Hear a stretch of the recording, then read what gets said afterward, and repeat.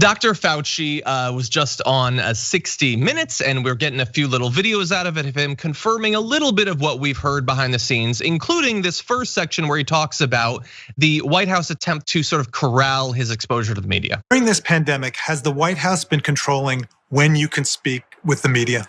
I think you'd have to be honest to say yes. I certainly have not been allowed to go on many shows that have asked for me. One of the most trusted voices in America, and yet you're not there. You're not allowed to talk with us. So can you understand the frustration that maybe there's been a restriction on the flow of information, on transparency? I think there has been a restriction, John, but it doesn't, it isn't consistent. We've heard from reporters saying that they haven't been able to book him in the past, and he's there confirming that that is a thing.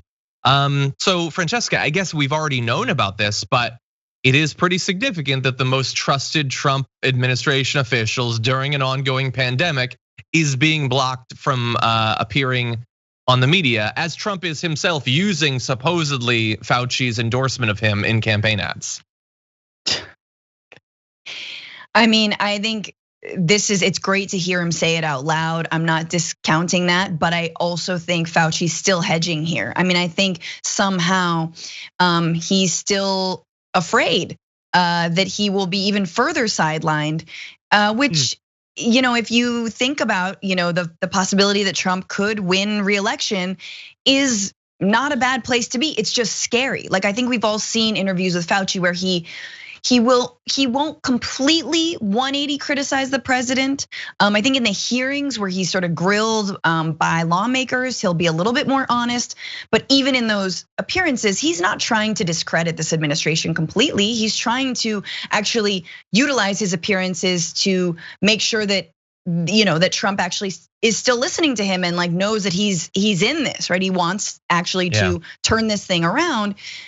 But what I'm saying is it's scary is that it's very authoritarian type behavior when you are interviewed and asked point blank and you're like, yeah, I've been somewhat restricted. I don't think it's been full access to me. He's not openly saying, yeah, no, they tell me that I can't. So even just watching him tiptoe is very concerning. Yeah.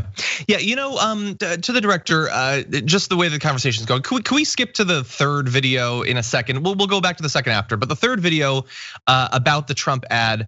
Yeah, I get a little bit of the hedge too, but we've got a bit here that he's still somewhat hedging, but he's being willing to admit things about Trump that I'm a little bit surprised by. So let's go to that video where he talks a little bit more about being put non-consensually into these Trump ads. Earlier this month, the Trump campaign released this television ad.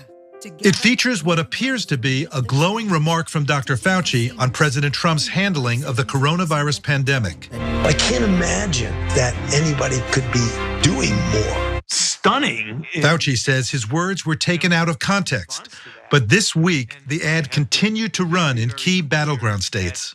I do not, and nor will I ever publicly endorse any political candidate. And here I am, they sticking me right in the middle of a campaign ad, which I thought was outrageous. I was referring to something entirely different. I was referring to the grueling work of the task force that, God, we were knocking ourselves out 7 days a week. I don't think we could possibly have done any more than that. Did the steam start to come out of your ears? No, it did. Quite frankly, I got really ticked off.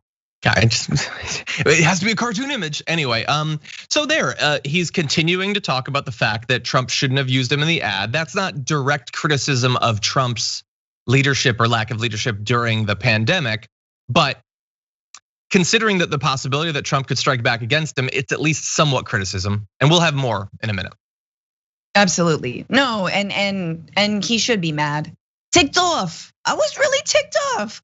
I like Fauci, let's be real. Like, I'm not saying he should. I just think it's a really hard dance with this administration. I think he's done more than most. We know he's done more than Dr. Birx has.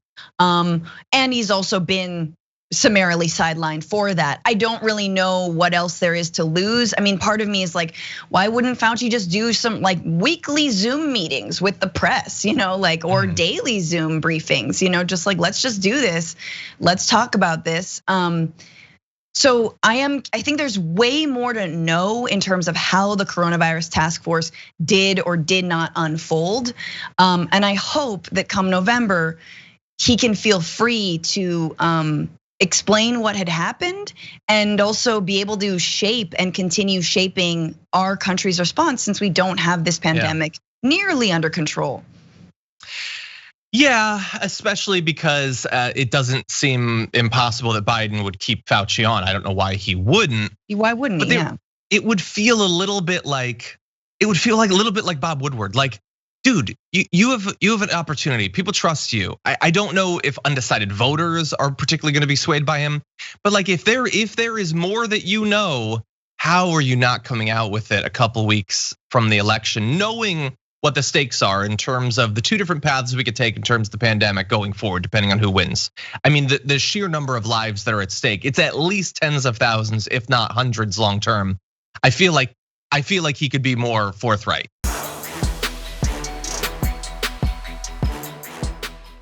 For more political news breakdowns, interviews, stories of activism, and me trying my hardest to care about the occasional big celebrity news story, subscribe to our YouTube channel at youtube.com/thedamagereport.